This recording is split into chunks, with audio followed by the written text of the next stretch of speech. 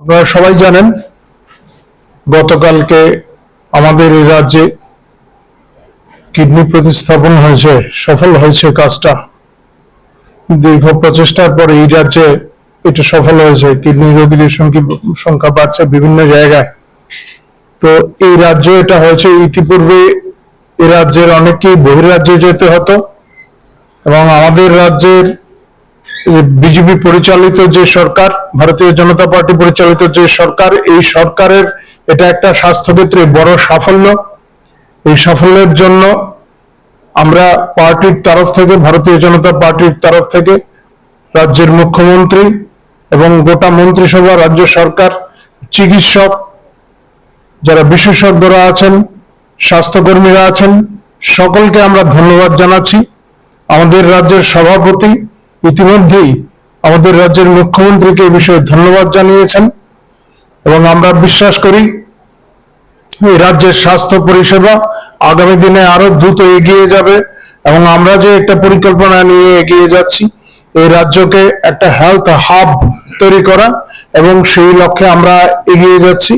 অনেক নতুন নতুন বিষয় এই রাজ্যে আসবে, স্বাস্থ্যক্ষেত্রে নতুন নতুন বিষয় প্রয়োগ এই রাজ্যে হবে এবং সেই লক্ষ্যে আমাদের সরকার কাজ করে যাচ্ছে। আমরা সংশ্লিষ্ট সকলকে এই সাফল্যের জন্য ধন্যবাদ জানাই। নমস্কার। আর যদি কিছু আমাদের এই বিষয়ে কিছু জানা নেই, তবে বিষয়টা যেহেতু বলছেন পার্টির তরফ থেকে, তো এই ধরনের কোনো ঘোষণা হয়নি, প্রশাসনিক সিদ্ধান্ত। প্রশাসনে যারা আছে তাদেরকে এই বিষয়ে জিজ্ঞাসা করলে নিশ্চয়ই আপনি সদুত্তর পাবেন। পার্টির তরফ থেকে আমাদের তো এই বিষয়ে আমি এখনো জানা নেই আমাদের কাছে। প্রশাসনের জিজ্ঞাসা করুন, প্রশাসনের যারা এই নির্দেশ দিয়েছেন তাদের সঙ্গে আমরা উপযুক্ত তথ্য পাবেন এই বিষয়ে। বিশেষ কারণে আপনাদের আমরা এখানে আহ্বান করেছি। আমাদের সঙ্গে রয়েছেন আমাদের রাজ্যের বরিষ্ঠ নেতা তথা আমাদের ভারতীয় জনতা পার্টির প্রদেশের সহ সভাপতি তাপস ভট্টাচার্য মহাশয় এবং আমাদের মিডিয়া কোঅর্ডিনেটর সুনীত সরকার। আজকে যে বিষয়টি নিয়ে আমি প্রথমে বলছি, আমরা গত কয়েকদিন আগে লক্ষ্য করলাম, সম্প্রতি আমরা লক্ষ্য করেছি একটি স্থানীয় একটি পত্রিকায়, আমাদের এমনিতে অনেক সময় এই পত্রিকাটিতে আমাদের অনেক নেতৃত্ব সম্পর্কে গালমন্দ করা হয় বা সত্যের থেকে অনেক দূরে থেকে অনেক সংবাদ পরিবেশন করা হয়। আমরা তাতে কখনো আমাদের প্রতিক্রিয়া ব্যক্ত করিনি, কিন্তু এখন আমাদের পরম আরাধ্য শ্যামাপ্রসাদ মুখার্জিকে নিয়ে যে ধরনের সংবাদ পরিবেশন করা হয়েছে, আমার মনে হয় না এই রাজ্যের কোনো সংবাদপত্র এই ধরনের বিকৃত তথ্য সহ, বিশেষ করে কমিউনিস্ট পার্টি কিংবা কংগ্রেসের কিয়দাংশ মাঝে মধ্যে এই ধরনের কথাবার্তা বলেন, মাঠে দাঁড়িয়ে ভাষণ দেওয়া এক জিনিস, তারা দিতেই পারেন, এগুলি বলেন তারা, আমরাও তার প্রতিবাদ করি। কিন্তু কোন সংবাদপত্রে তথ্য ছাড়া এই ধরনের,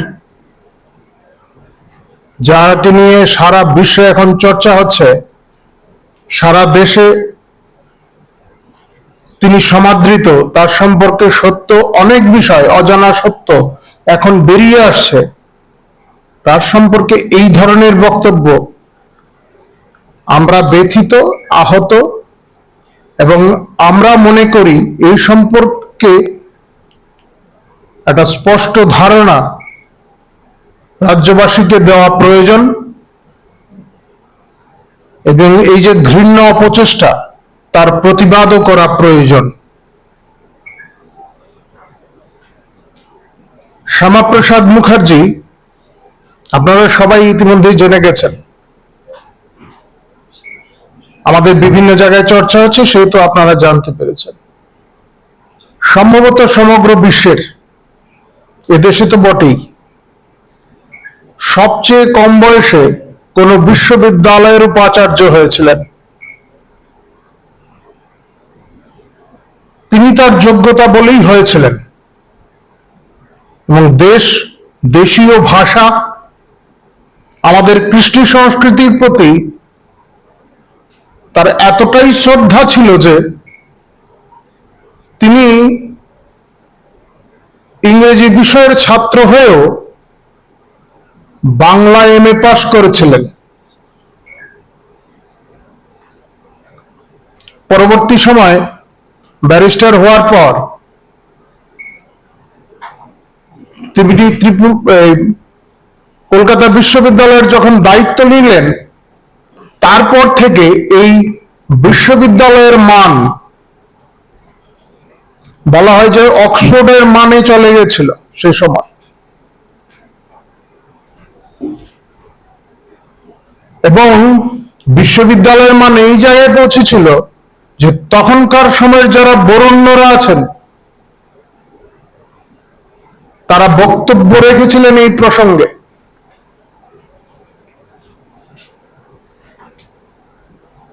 যারা রাষ্ট্রবাদীরা ছিলেন, রাষ্ট্রবাদী বিজ্ঞানীরা ছিলেন, প্রফুল্লচন্দ্র রায়, লেখা আছে এগুলি।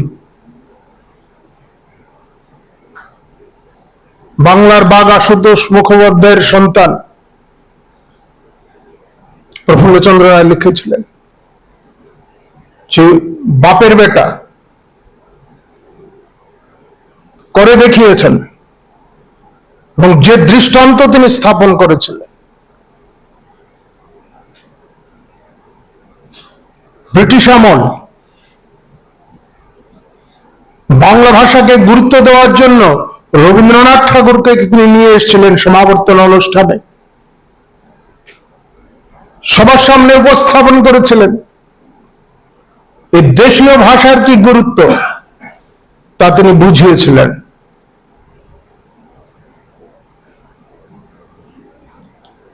বাংলা ভাষা কলকাতা বিশ্ববিদ্যালয়ে প্রথম চালু করেন তিনি।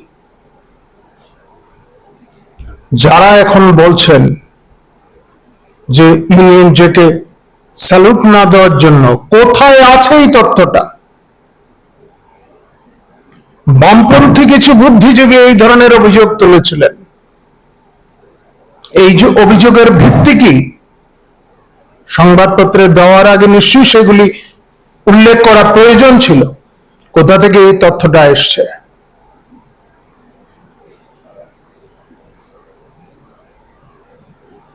ওনার বিরোধিতা করা মানে হচ্ছে ওনার সম্পর্কে যারা লিখিতভাবে, যে বরেণ্যরা লিখিতভাবে ওনাকে সমাদৃত করেছেন, অভিনন্দন জানিয়েছিলেন, তাদের বিরুদ্ধে যাওয়া, তাহলে রবীন্দ্রনাথের বিরোধিতাও করতে হবে, বা করছেন আপনারা?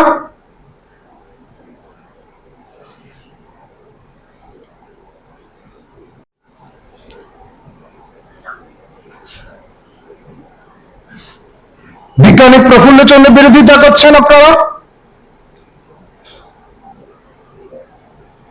কারণ তো তারা তো লিখিতভাবে দিয়েছেন, সেই লেখাগুলি আছে শ্যামাপ্রসাদ মুখার্জি সম্পর্কে।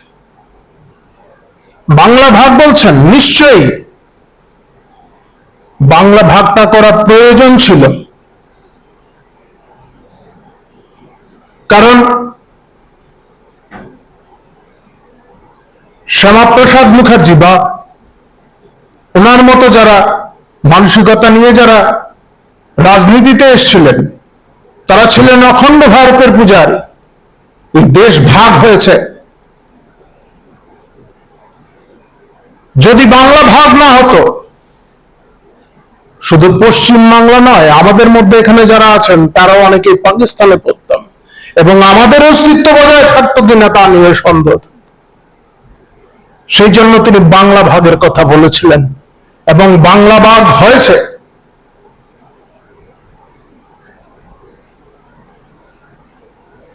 আমরা সমর্থন করি না, তবু বলছি, ওনার আদর্শকে সমর্থন করি না, তবু জ্যোতি বসু এই বাংলা ভাগের সমর্থন করেছিলেন এবং বাংলা ভাগের সমর্থনে ভোট দিয়েছিলেন।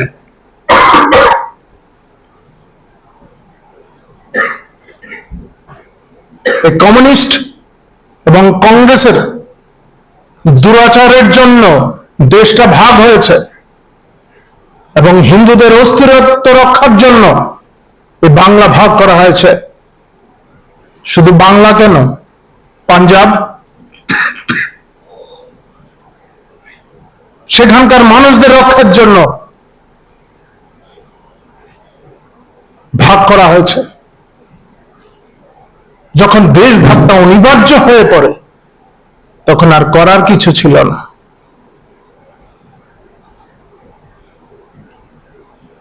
ভারত ছাড়ো আন্দোলন সম্পর্কে বলছেন, ইতিহাসটা ঘেটে দেখবেন, ব্রিটিশদের ভারত ছাড়ার বিরোধী ছিলেন না আমাদের শ্যামাপ্রসাদ মুখার্জি, কিন্তু আন্দোলনের ধরন নিয়ে ওনার বক্তব্য ছিল। দেশের বহু নেতা, কংগ্রেস এবং সিপিএম এর বহু নেতা এর বিরোধিতা করেছেন। কংগ্রেসের রাজা গোপালাচারী, বি আর আম্বেদকর, এমনকি জওহরলাল নেহরু পদ্ধতি নিয়ে বিরোধিতা করেছিলেন। আর আন্দোলন শুরুর আগের দিন জওহরলাল নেহরু নিজেই গ্রেপ্তার হয়ে যান, যেটা আগে আঁচ করা হয়েছিল, ফলে আন্দোলন ব্যর্থ হয়েছে।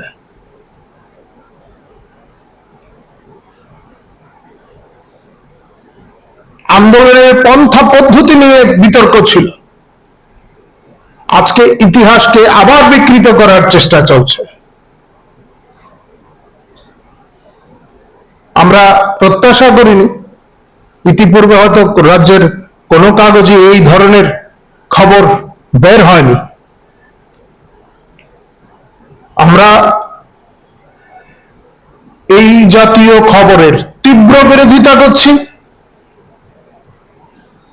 প্রকৃত সত্য অনুসন্ধান করে এ ধরনের খবর করলে ভালো হয়।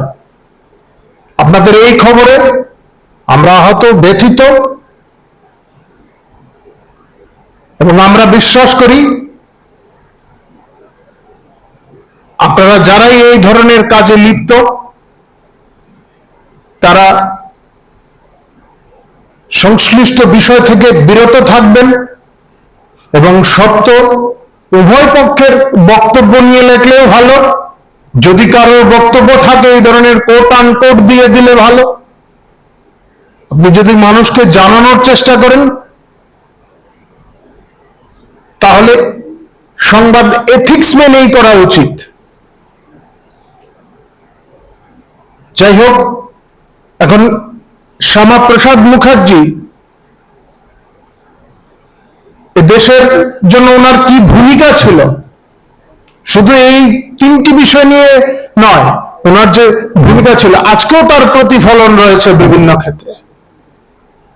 এত বছর পরেও আমাদের বরিষ্ঠ নেতা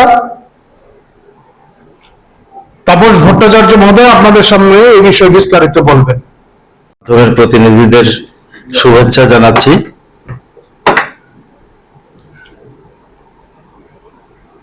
আমরা রাজ্যের একটি সংবাদপত্রে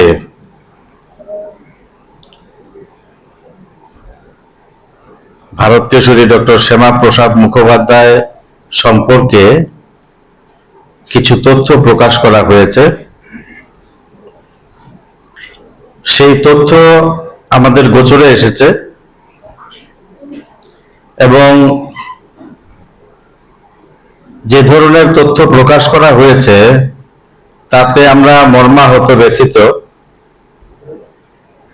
সংবাদ মাধ্যম মানুষকে সচেতন করার, মানুষকে সমৃদ্ধ করার একটা মাধ্যম,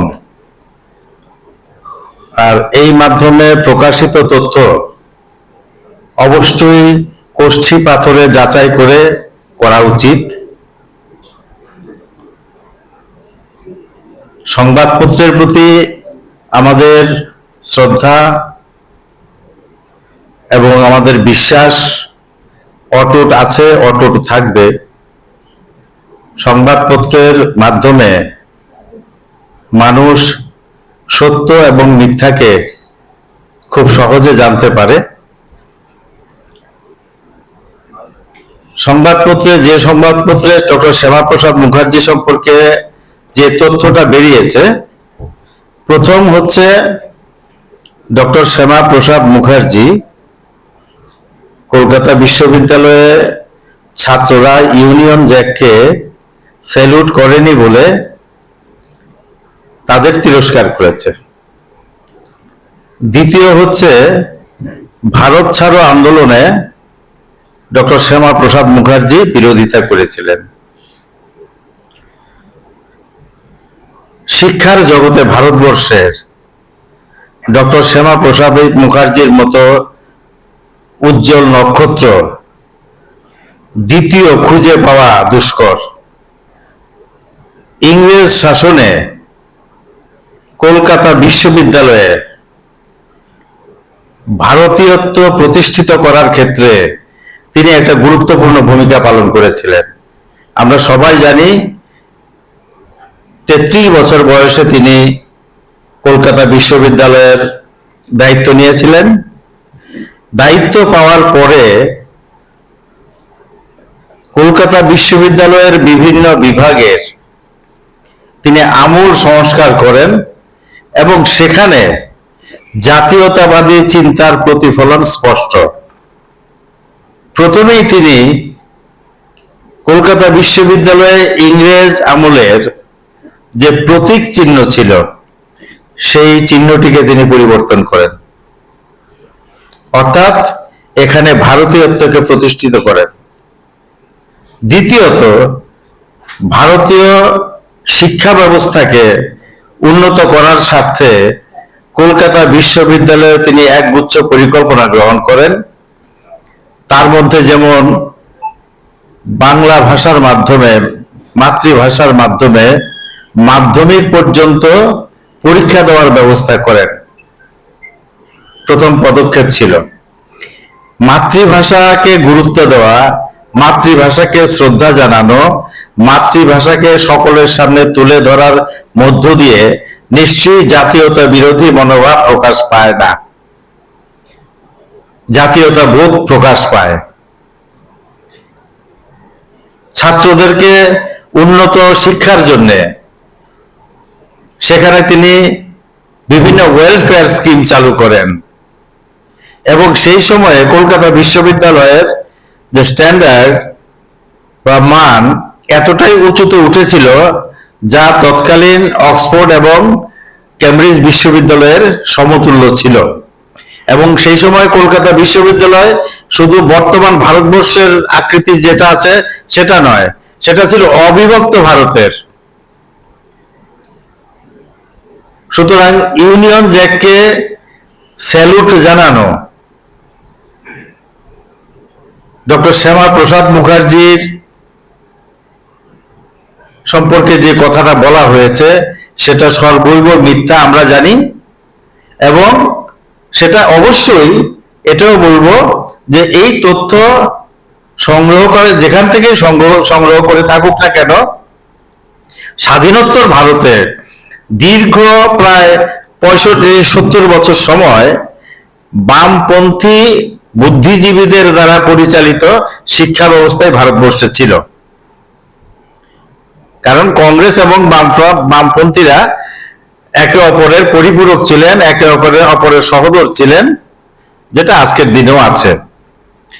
এবং শিক্ষা ব্যবস্থার ক্ষেত্রে তাদের একচ্ছত্র আধিপত্য ছিল বামপন্থীদের।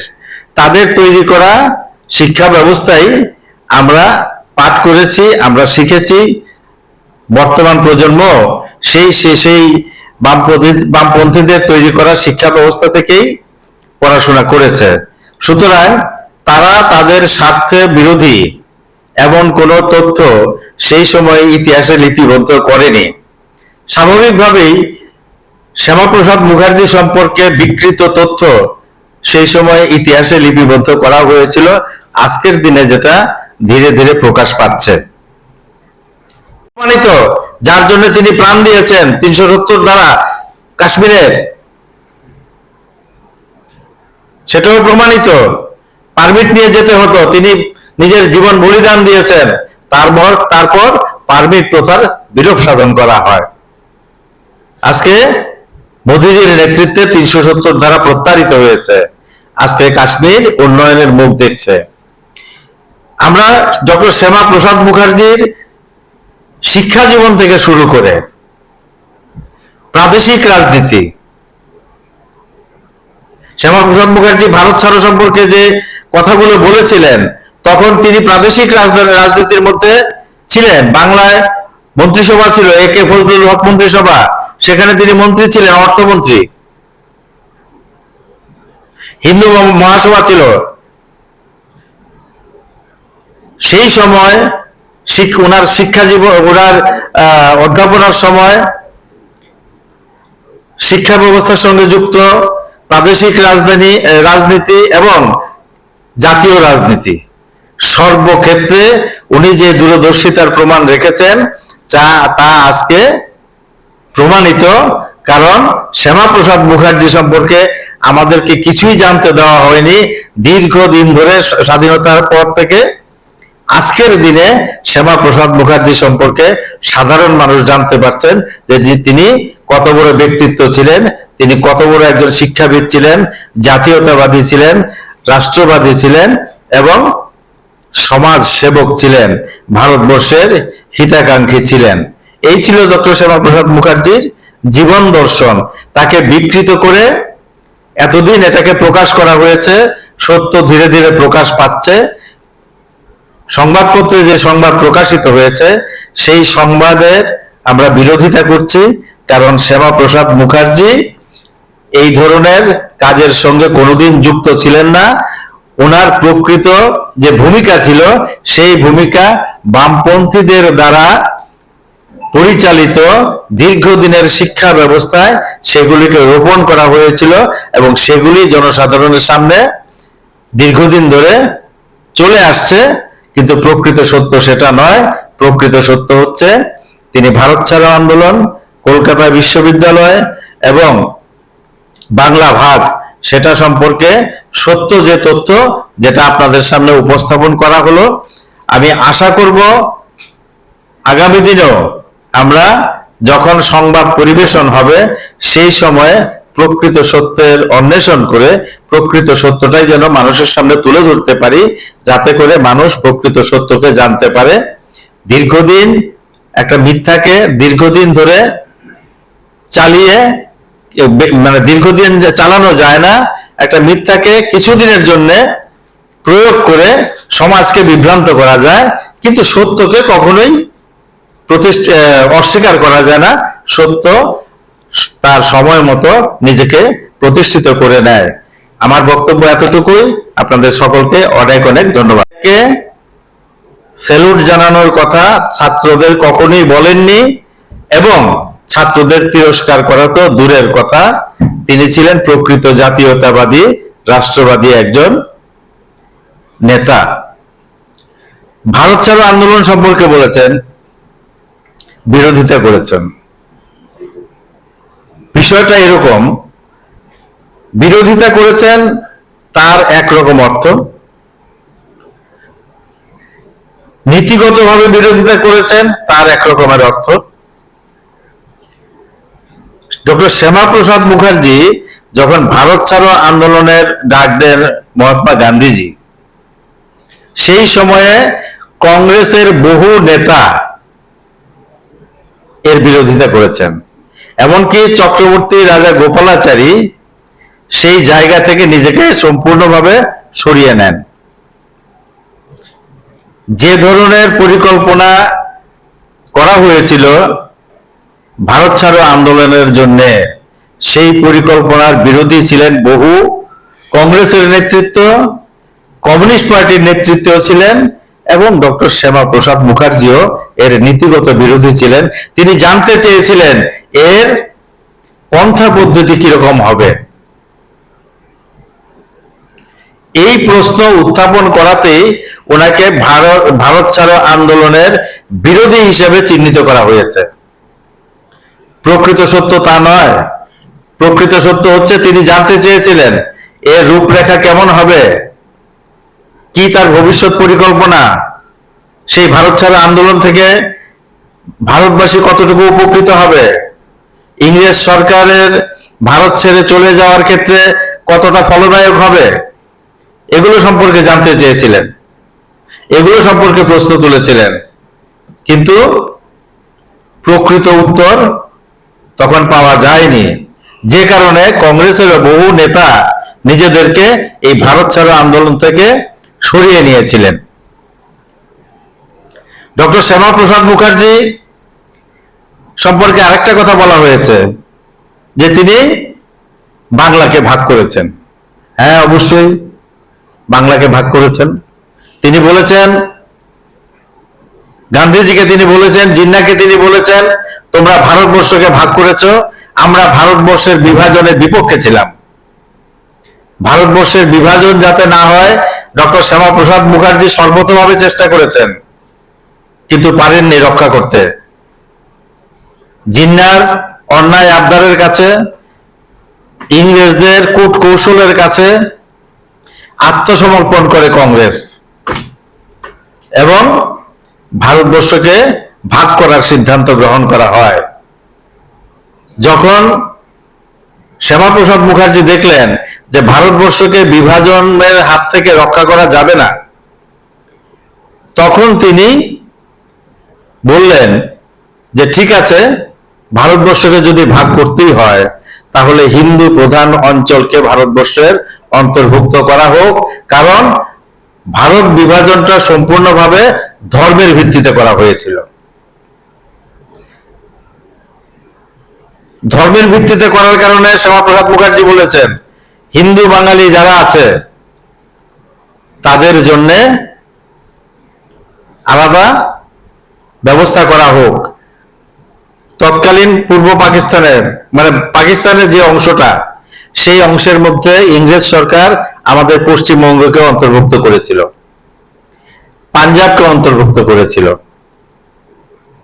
শ্যামাপ্রসাদ মুখার্জি বললেন বাংলার যে অংশে হিন্দুদের অবস্থান বেশি সেই অংশকে ভারতবর্ষের অন্তর্ভুক্ত করতে হবে, পাঞ্জাবের যে অংশে হিন্দুদের অবস্থান বেশি সেই অংশকে ভারতবর্ষের অন্তর্ভুক্ত করতে হবে।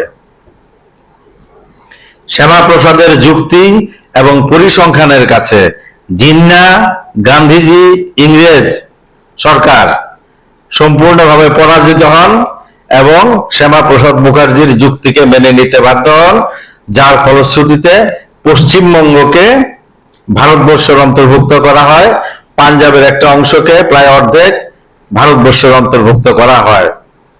কতটুকু দূরদর্শী ছিলেন তিনি ভারতবর্ষের ভবিষ্যৎ সম্পর্কে। আজকে যদি বাংলা, পশ্চিমবঙ্গ এবং পাঞ্জাবকে ভারতবর্ষের অন্তর্ভুক্ত করা না হতো তাহলে তার পরিণতি কি হতো আমরা সবাই অনুমান করতে পারি, সবাই বুঝতে পারি। আজকে যেখানে পূর্ব মানে বর্তমান বাংলাদেশ, সেখানে যখন ভারত বিভাজন হয় সেখানে হিন্দুর সংখ্যা ছিল প্রায় 30%, আজকে সেখানে সেটা নেমে এসছে প্রায় 6%। জনসংখ্যা বাড়ে না কমে? এই হিন্দু বাঙালি যারা আছে তারা কি লুপ্তপ্রায় প্রাণী? পশ্চিমবঙ্গে, পূর্ববঙ্গে যা বাংলাদেশে যা ছিল সংখ্যা তো তা বাড়ার কথা, সেখানে 30% থেকে 6% কিভাবে আসে? শ্যামাপ্রসাদ মুখার্জি বুঝেছিলেন যে ভবিষ্যতে হিন্দু বাঙালিদের অস্তিত্ব বিপন্ন হবে পাকিস্তানের হাতে, তাই তিনি এই ফর্মুলা প্রয়োগ করেছিলেন এবং সেটা ছিল ওনার দূরদর্শী দৃষ্টিভঙ্গি এবং সেটাই ছিল বাস্তব। আজকের দিনে সেটা প্রমাণিত।